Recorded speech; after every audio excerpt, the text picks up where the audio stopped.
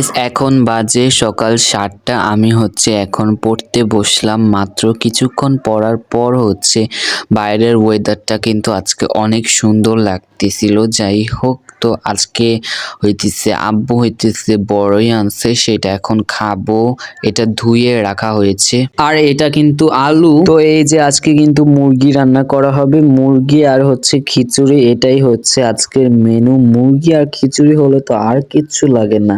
যাই হোক, এই যে এখানে দেখতেই পাচ্ছ ভাজা হচ্ছে পেঁয়াজটা। এই যে চাউল আর ডাউল হতেছে, এখন ধুয়ে নিবে। এখন কিন্তু প্রায় এই যে মুরগিটা রান্না করা শেষ, আলু দিয়ে রান্না করতে। কেমন হয়েছে অবশ্যই কমেন্ট করে জানাবে। গাইস এখানে হইতাছে দুপুরের জন্য চাপা ভর্তা করবে। তো এই যে চাউলে কিন্তু পানি দিয়েছে আর খিচুড়িটা এখন হবে, ঢেকে রাখা হবে। তো এই যে চাপা ভর্তা কিন্তু করা শেষ। এই যে সব একসাথে পরিবেশন করা হয়েছে। তো গাইস দেখতেই পাচ্ছেন আমি স্কুল থেকে আসছি, আম্মু ভিডিও করে রাখছিল। যাই হোক, আজকের জন্য এখানে বিদায় নিচ্ছি। তোমাদের সাথে দেখা হবে নেক্সট ব্লগ।